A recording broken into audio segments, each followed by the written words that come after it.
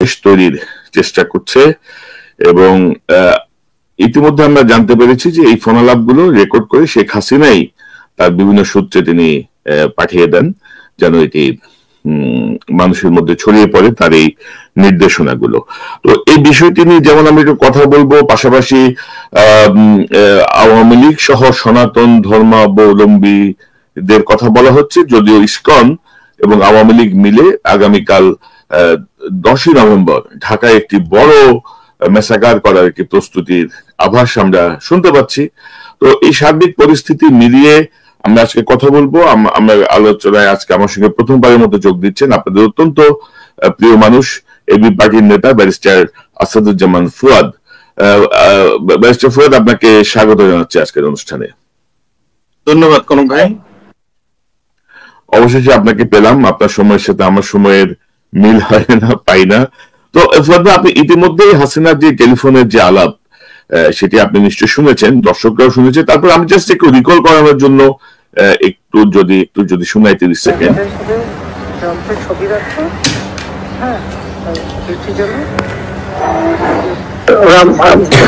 হামলা করে ওই ট্রাম্পের ছবির উপরে হামলা আসবে, ওই ছবি আবার পরে রাখবা, তখন আমরা ট্রাম্পের কাছে পাঠাই দেবো। আমার সাথে লিঙ্ক আছে, যোগাযোগ আছে। জি, আমরা তো ব্যানার করছি আপনার ছবি দিয়ে, বঙ্গবন্ধুর ছবি। তো ইতিমধ্যে আমাদের দর্শকরা সবাই শুনছে। তো ধরেন যে আমেরিকার বিরুদ্ধে হাসিনার এত কথা, আমেরিকাকে নিয়ে এত কথা বলার পরে এখন হাসিনার সঙ্গে প্রেসিডেন্ট ট্রাম্পের আপনার যোগাযোগ আছে, তিনি তাকে পাঠিয়ে দিবেন। এই যে ধরেন নোংরা রাজনীতির যে বিষয়গুলো আর কি, মানুষ ধরে এতদিন অনুমান করতো অনেক কিছু দেখেছে মানুষ, এখন তার টেলিফোনে তার যে সাইকোপ্যাথিক যে মেন্টালিটি, এটি আবার সামনে আসছে। এই ফোন আলাপটাকে আপনি কিভাবে দেখেন? ট্রাম্পের ছবি দিয়ে একটা সিচুয়েশন তৈরি করার চেষ্টা, পাশাপাশি গতকাল ইলিয়াস হোসেন তার চ্যানেলে একটি জুম মিটিং এর একটি অডিও প্রকাশ করেছে, যেখানে দেখা যাচ্ছে বলা হচ্ছে যে সনাতনীরা 10 লক্ষ ঢুকবে, আওয়ামী লীগ 20 লক্ষ ঢুকবে, 30 লক্ষ মানুষ ঢাকায় ঢুকে ক্যান্টনমেন্টে হামলা করবে, সব জ্বালায় পড়ায় দেবে, ঢাকা বিশ্ববিদ্যালয় ধ্বংস করে দিবে, প্রাইভেট বিশ্ববিদ্যালয়ে অস্তিত্ব থাকবে না, ছাত্র বলে কিছু থাকবে না, এরকম একটা ব্যাপার তাদের অডিওতে বেরিয়ে এসছে। তো আপনি কিভাবে দেখেন ফুয়াদ ভাই, একটু শুনি আপনার কাছ থেকে। ধন্যবাদ কনক ভাই। আমার কাছে মনে হচ্ছে যে আসলে ডাক্তার দেখানো দরকার। তো ট্রাম্পের সাথে আপনার যোগাযোগ থাকলে আমি অনুরোধ করব যে আসলে ভালো মানসিক রোগের ডাক্তার আমেরিকা থেকে দিল্লি পাঠানো দরকার। এটাই হচ্ছে এই ধরনের একটা পলিটিক্যাল ডাইনোসর যাদেরকে বলি, যে মৃতপ্রায় রাজনৈতিক দল এবং তাদের যে নেতা, তাদের জন্য প্রযোজ্য আর কি। ফ্যাক্ট অফ ম্যাটার ইজ, গণ অভ্যুত্থান পরবর্তী রাজনৈতিক দলের ক্ষমতায় ফিরে আসার ইতিহাস নাই। এটা আমাদের ইতিহাসের সাথে যেমন সত্য কথা, এটা পৃথিবীর ইতিহাসের সাথে তেমন একটা সত্য কথা। বাংলাদেশে আপনি দেখেন 60-এর দশকে কি হয়েছে, 66-র 6 দফা, 69-এর ছোট আকারে গণ অভ্যুত্থান, অথবা 70-এর নির্বাচন। তারপরে দেখেন মুসলিম লীগ কিন্তু রাজনীতি থেকে নাই হয়ে গেছে। যেই মুসলিম লীগের নেতৃত্বে ঢাকা বিশ্ববিদ্যালয় প্রতিষ্ঠা, বঙ্গভঙ্গ আন্দোলন, পাকিস্তান আন্দোলন, আওয়ামী লীগের তুলনায় মুসলিম লীগের জাতীয় কন্ট্রিবিউশন, অবদান কিন্তু ঐতিহাসিক, অনেক বেশি। যদি ইতিহাসের ল্যান্ডস্কেপে দেখেন, সেই মুসলিম লীগ আমাদের এই অঞ্চল থেকে নাই হয়ে গেছে রাজনীতিতে। তো আজকের বাস্তবতায় যেটা হচ্ছে, নিজাম ইসলাম পার্টি আর একটা দেখেন, যুক্তফ্রন্টের 1954-এর নির্বাচনে সে প্রধান বিরোধী দল ছিল। সে নিজাম ইসলাম পার্টি আজকে অনেক ভাগ টাগ হয়ে খুব ছোট একটা দলে, ধর্মীয় দলে পরিণত হয়েছে। তো সেই বাস্তবতায় আপনি 90-এর স্বৈরাচার বিরোধী আন্দোলনে দেখেন এরশাদ কোথায়, জাতীয় পার্টি ভেঙে 6 টুকরা হয়ে আছে, 8 টুকরা হয়ে আছে। তাদের ভাই ভাবির যে দুষ্ট রাজনীতি, এই রাজনীতি একটা টম এন্ড জেরি কার্টুনে পরিণত হয়েছে। তো সেইখানে হচ্ছে এখন বর্তমান বাস্তবতায় 24-এর গণ অভ্যুত্থানের পরে এই পলিটিক্যাল ডাইনোসর হয়ে যাবার নতুন দল তৈরি হয়েছে, সেটা হচ্ছে আওয়ামী লীগ, জাতীয় পার্টি এবং তার 14 দল। অতএব ডাইনোসর মানে বিজয়ের জায়গা থেকে আপনি যদি আওয়ামী লীগের সর্বোচ্চ অর্জনের জায়গা যদি দেখেন 71-72 থেকে যদি 24-এ নিয়ে আসেন, তাহলে দেখবেন যে এখন সে একটা কঙ্কালসার দলে পরিণত হয়েছে। তার ক্ষমতা নাই, তার রাজনৈতিক দল নাই, তার কিছু থাগিস গুন্ডা পান্ডা আছে। এই সমাজের সবচেয়ে বদমাইশ টাইপের যত লোক আছে, এই লোকগুলোকে যদি আপনি একসাথে পেতে চান, দেখতে চান, তাহলে হচ্ছে আপনার আওয়ামী লীগের দিকে তাকাইতে হবে। আওয়ামী লীগের সমাবেশ এবং মঞ্চের দিকে তাকাইলেই আপনার কাছে মনে হবে যে দক্ষিণ আমেরিকার যত ড্রাগ কার্টেল আছে, মাফিয়াস আছে, সিসিলিয়ান মাফিয়াস, এরা সব ওইখানে আশ্রয় নিয়েছে। তো সেই বাস্তবতায় হচ্ছে যে ডাইনোসর হয়ে যাওয়ার আগের যে কষ্ট, আইসিইউতে থেকে আপনি যখন জানবেন যে আপনি মারা যাচ্ছেন কিছুক্ষণ পরে, আপনি ক্যান্সার আক্রান্ত, শেখ হাসিনা এবং আওয়ামী লীগের নেতাকর্মীদের অবস্থা হয়েছে ওই মৃতপ্রায় ডাইনোসরের মতো। তারা এখন চিৎকার চেঁচামেচি করছে, বেঁচে থাকার আকুতি করছে। এটা যখন আপনার ফেরাউন যখন পানিতে ডুবে যাচ্ছিল, তখন সে উপরের দিকে তাকায় বলতেছে যে আমি মুসার রবের প্রতি ঈমান আনলাম। তো পানিতে ডুবে যাওয়ার সময় নমরুদও বোঝে, ফেরাউনও বোঝে যে এখন আসলে ঈমান আনতে হবে। তো হাসিনার হচ্ছে এবং আওয়ামী ফ্যাসিবাদীদের অবস্থা হয়েছে ওই পানিতে, রেড সিতে ডুবে যাওয়ার মতো অবস্থা আর কি। ওই সময় ফেরেশতারা এসে অনেকগুলো কাদা ওর মুখে ঢুকায় দিছে যে ও যেন আর কলেমা পড়তে না পারে। তো দিল্লিও তাকে এমন ভাবে কাদা মাটিতে ভরে রাখছে, সে আর কলেমা পড়ার সুযোগ পাবে না, সে বাংলাদেশে আসার সুযোগ পাবে না।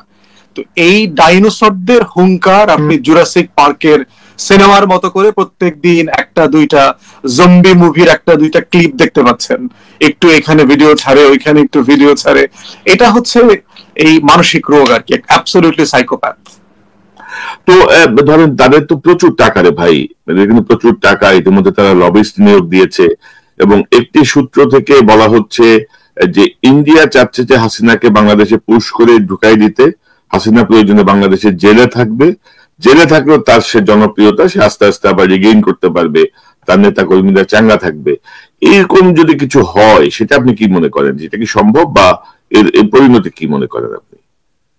আমার কাছে মনে হয় না যে হাসিনা কিন্তু একটা ভীত টাইপের লোক। শুধু হাসিনা না, পুরো শেখ পরিবার, আওয়ামী লীগ কিন্তু চরিত্রগত ভাবে হচ্ছে কাপুরুষের দল, ভীত মানুষের দল। এটা সবচেয়ে গুরুত্বপূর্ণ ঐতিহাসিক প্রমাণ হচ্ছে ৭১ সাল। আপনি দেখবেন যে মার্চ মাসে ৭ই মার্চে তারা নাকি স্বাধীনতার ঘোষণা দিয়েছে, বড় বড় লম্বা কথা বলেছে। কথা বলে আবার নেগোসিয়েশনে যায় কখন? পৃথিবীর ইতিহাসে স্বাধীনতার ঘোষণা দেওয়ার পরে কোন রাজনৈতিক দল কি নেগোসিয়েশনের টেবিলে বসে? সেটাকে স্বাধীনতা থাকে? দ্বিতীয়ত দেখেন ২৫ তারিখে ক্র্যাকডাউন হচ্ছে বাংলাদেশে, তখনকার পূর্ব পাকিস্তানে। তাজউদ্দিন আহমেদ সন্ধ্যার পরে একটা টেপ রেকর্ডার নিয়ে, একটা কাগজ কলম নিয়ে ৩২ নম্বরে গেছেন। শেখ মুজিবকে বলছেন যে মুজিব ভাই, আমাদের যে বাস্তবতা দেখতে পাচ্ছি, আমাদের সবাইকে পলাইতে হবে, তা আপনি দয়া করে একটা স্বাধীনতার ঘোষণা রেকর্ড করে দেন, আমরা পরবর্তীতে এটা গ্রামে গ্রামে, মহল্লাতে, পাড়ায় এটা শোনাবো মানুষকে। শেখ মুজিব এটা করতে অস্বীকার করেছে। দ্বিতীয়ত বলেছে তাহলে আপনি কাগজে কলমে একটু লিখে দেন, লিখে একটু সাইন করে দেন, যেটাকে আমরা স্বাধীনতার ঘোষণাপত্র হিসাবে দেশের মানুষকে জানাবো, বলতে পারবো। শেখ মুজিব তো অস্বীকার করেছে, বলেছে না না, এগুলো প্রয়োজন নাই। আজকের ক্র্যাকডাউনের প্রতিবাদে ২ দিন পরে, মানে পরশু ২৭শে মার্চ, দেশব্যাপী সকাল সন্ধ্যা হরতাল দিয়েছি, তুই বাড়িতে গিয়ে নাকে তেল দিয়ে ঘুমা। এই হলো শেখ মুজিব। সেলফ সারেন্ডার করেছে, সেনাবাহিনীর সাথে ডেকে এনে নিজে পালানোর ব্যবস্থা করেছে এবং তার পরিবারের সকল নিরাপত্তা কিন্তু পাকিস্তান সেনাবাহিনীর কাছে ছিল পুরো ৯ মাস। ১৫০০ টাকা করে মুজিব ভাতা পাইতো। তার বাচ্চার, শেখ হাসিনার বাচ্চা হইছে কিন্তু ক্যান্টনমেন্টে, হাসপাতালে। এর পুরো আনা নেওয়ার খরচ পাতি, ট্রান্সপোর্ট সবকিছু পাকিস্তানি বাহিনী করেছে। যুদ্ধ কোথায় করলো? কে যুদ্ধ করেছে? আওয়ামী লীগের নেতা। আওয়ামী লীগের তখন ৭০ সালে নির্বাচিত এমএলএ ছিল এম এ মোহাইমেন। ঢাকা, আগরতলা, মুজিবনগরে সে পরিষ্কার করে বলেছে যে আওয়ামী লীগের কোন প্রমিনেন্ট নেতা, পরিচিত পদস্থ কোন নেতা যুদ্ধ করে নাই। তাহলে আওয়ামী লীগ একটা কাপুরুষের দল, এটা কিন্তু বুঝতে হবে। সে হচ্ছে ঐতিহাসিক ভাবেই দেখবেন যে অন্যের এজেন্ডা হাইজ্যাক করা, অন্যের রাজনীতি হাইজ্যাক করা, অন্যের ইস্যু হাইজ্যাক করে নিজে কিভাবে ক্ষমতায় যাওয়া যায় সেই রাজনীতিটা সে বরাবর করেছে। এবং এই স্যাবোটাজের রাজনীতিতে হলো তার পিএইচডি করা। আপনি দেখেন ৯০-এর দশকে জামাতের কেয়ারটেকার আন্দোলনটা সে হাইজ্যাক করেছে, হাইজ্যাক করে সে রাজনীতিটা করলো জামাতকে দিয়ে। জামাত শিবিরের সাথে ব্যাপক সংঘর্ষ, মারামারি, সারা দেশে ১৭৩ দিন হরতাল, সবকিছু করেছে। এরপরে দেখেন লগি বৈঠাতে আওয়ামী লীগের নেতা কর্মীরা কেউ মারামারি করেছে? করে নাই। বস্তি থেকে লোক ভাড়া করে এনে মারামারি করেছে। সারা বাংলাদেশে দেখেন গত জুলাই আগস্টে ছাত্রলীগ আওয়ামী লীগের লোকজন কিভাবে কুকুরের মতো লেজ গুটায় পালাইছে। কোথাও তো একটা মিছিল করে নাই। বঙ্গবন্ধু এভিনিউতে 32 নম্বরে যখন বাড়ি ঘর পোড়ায় দিচ্ছে আওয়ামী লীগের নেতাদের, কোথায় একটা মিছিল করেছে? তো 75-এর সময় দেখেন যখন শেখ মুজিবকে সপরিবারে মেরে ফেলছে, সারা ঢাকা শহরে একটা মিছিল প্রতিবাদ করেছে? কেউ করেছে? যেই খন্দকার মোশতাক আওয়ামী লীগের ক্যাবিনেটে, শেখ মুজিবের ক্যাবিনেটের মন্ত্রী ছিল, সেই ক্যাবিনেট থেকে 21 জন এসে, বাকশাল থেকে এসে আপনার খন্দকার মোশতাকের অধীনে মন্ত্রিসভায় অংশগ্রহণ করেছে, শপথ নিয়েছে। তো ঐতিহাসিক ভাবে কিন্তু আওয়ামী লীগের নেতা কর্মীরা একটা কাপুরুষ এবং প্রচন্ড ভীরু প্রকৃতির, মানে বাকাওয়াস টাইপের লোক। দেখবেন মাইকের সামনে ব্যাপক চিৎকার চেঁচামেচি করবে, গোল টেবিলে সোফাতে বসে দেখবেন একটা বেয়াদব আওয়ামী লীগ 10টার সাথে একসাথে তর্ক করবে, তার গলার ভয়েসটা এরকম।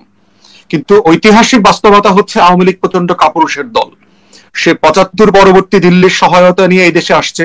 কাদের সিদ্দিকে দেখেন, একটা ভুয়া বঙ্গবীর, একটা দালাল, দিল্লির দাসত্ব করেছে 75 থেকে 81।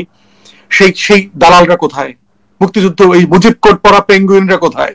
দামি সংসদে 14তে 18তে এই কালো কোটধারী পেঙ্গুইনরা মিছিল করলে তো কয়েক হাজার লোক হইতো।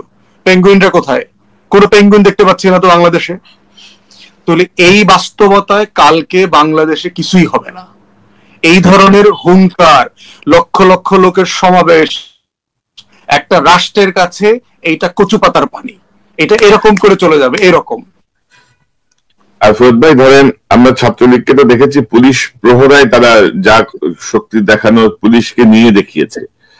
তো এখন তো আর পুলিশের সাপোর্ট পাবে না। কিন্তু ধরেন এই ধরেন আওয়ামী লীগের যে অব্যাহত যে উস্কানি, মানে হাসিনার যে বক্তব্যগুলো আমরা দেখলাম যে এত মানুষের জীবনের বিনিময়ে, অন্ধত্বের বিনিময়ে, পঙ্গুত্বের বিনিময়ে আমাদের যে বিপ্লব, সেই বিপ্লবের পরে অনেককেই আমরা দেখলাম যে হাসিনা আওয়ামী লীগের প্রতি এক ধরনের অনুকম্পা দেখাচ্ছে। একটা দাবি উঠেছিল নিষিদ্ধ করার, হাইকোর্ট থেকে সেই খারিজ করে দিল। আমাদের আইন উপদেষ্টা ঐতিহ্যবাহী দলের কথা বললেন আওয়ামী লীগকে। আমাদের তৎকালীন শাখাওয়াত সাহেব বললেন যে দল গোছান, মানে ইয়ে করেন, এখন ঐতিহ্যবাহী দল তিনিও বললেন। তো এটা কি ঠিক হলো? জামাতও একটু সফট, বিএনপিও সফট, মানে যে নিষিদ্ধ করার বিপক্ষে। কিন্তু এখন দেখা যাচ্ছে যে 3 মাসের মাথায় তারা আবার হুঙ্কার দিচ্ছে, তারা আবার একটা অস্থিতিশীল পরিবেশ তৈরির চেষ্টা। তো জামাত মানে আওয়ামী লীগের ব্যাপারে বিএনপি, জামাত বা অন্যান্য দল বা সরকারের যে অবস্থান আপনি কিভাবে দেখেন? আওয়ামী লীগকে নিষিদ্ধ করলে কি গোড়ার ডিম হবে? একটা বিষয় দেখেন যে ছাত্রলীগকে নিষিদ্ধ করা হয়েছে যে যে কারণে করা হয়েছে, তার প্রত্যেকটা কারণের সাথে আমি একমত, কিন্তু প্রক্রিয়ার সাথে একমত না। আমি বরাবরই আপনার গত 3 মাস থেকে বলে আসতেছি যে আওয়ামী লীগ জাতীয় পার্টি, তার 14 দল এবং 14 দলীয় যে কার্টেল আছে, যে গ্যাংস্টার সংগঠনগুলো আছে, এদের ব্যাপারে একটা গণতদন্ত কমিশন হওয়া দরকার। এটা আমেরিকান কংগ্রেশনাল সেনেট হিয়ারিং এর মতো করে পাবলিক মতামত নেওয়া দরকার যে আমরা এই যে ফ্যাসিবাদী যে বাংলার যে নাৎসিজ এবং ফ্যাসিস্ট ছিল, এদেরকে আমরা কি করব। রাজনৈতিক দল, নাগরিক সমাজ, সুশীল সমাজের সদস্য, ছাত্র জনতা, নাগরিক কমিটি, সবার মতামতের উপরে ভিত্তি করে তাদের একটা মতামত নেওয়া দরকার। এই মতামতের উপরে ভিত্তি করে সিদ্ধান্ত নেওয়া দরকার। যদি নিষিদ্ধ করেন সেই মতামতের ভিত্তিতে করেন, যদি তাদেরকে রাজনীতি থেকে বার করেন, ধরেন তারা 3টা নির্বাচনে আমাদেরকে বঞ্চিত করেছে, অ্যাটলিস্ট আগামী 3টা নির্বাচনে আওয়ামী লীগ এবং তার এই ফ্যাসিস্ট কার্টেলকে বঞ্চিত করতে হবে। যদি সবাই একমত হয় সেটা করেন।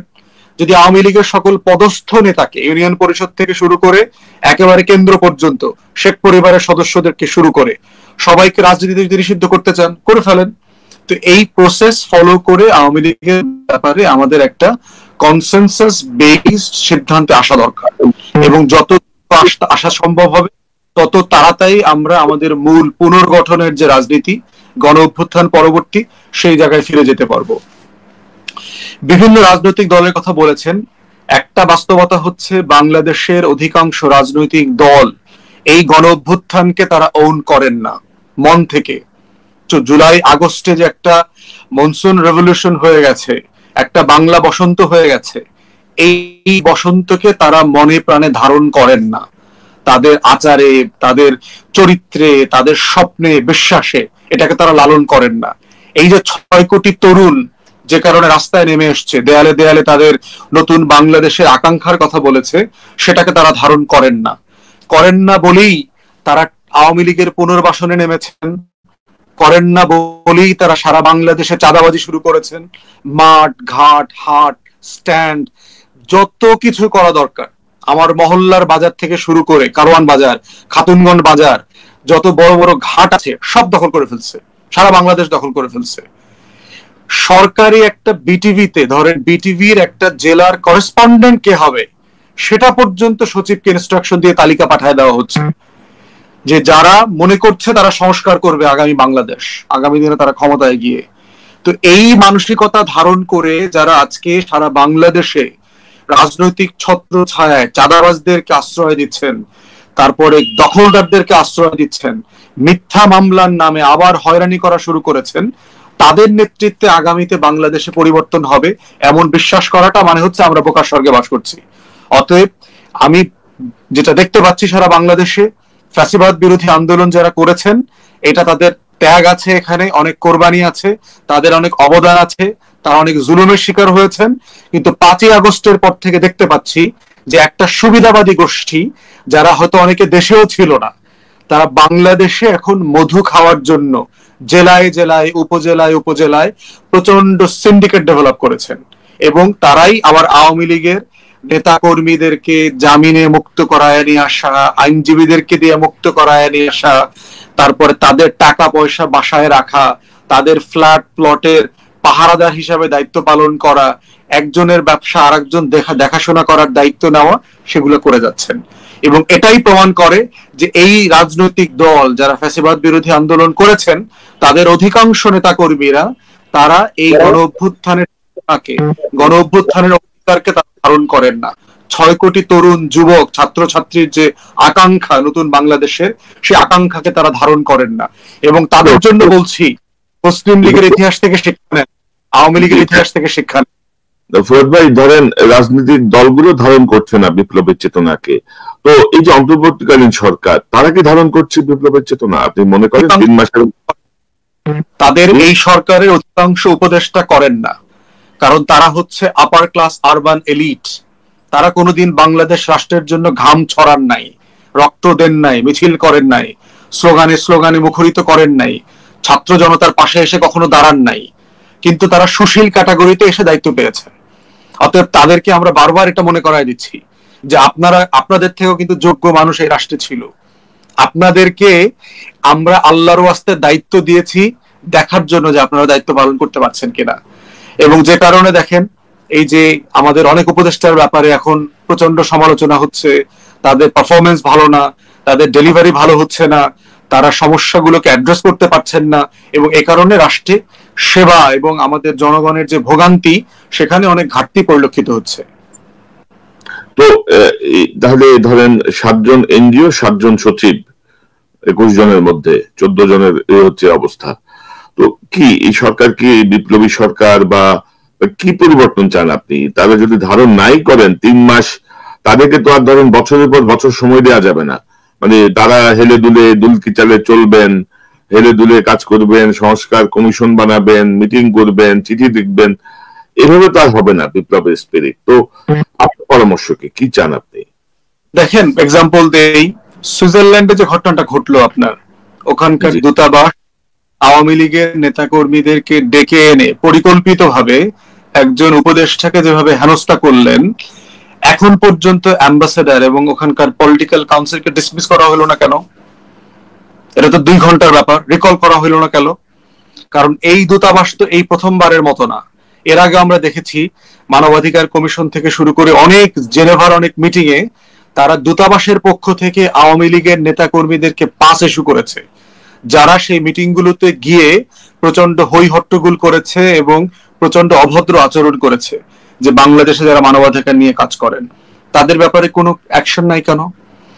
দ্বিতীয়ত দেখেন, আপনি ইউনাইটেড নেশনস এর হিউম্যান রাইটস কমিশনের যে চিফ ভলগার টার্ক আসছিলেন গত কয়েকদিন আগে, গত 3 মাস থেকে থেকে আমরা বারবার বলছি যে গুম, খুন, গণহত্যা, মানবাধিকার লঙ্ঘন এবং যুদ্ধাপরাধ অথবা ধরেন এই গণহত্যা এবং মানবতা বিরোধী অপরাধের যে বিচার চলছে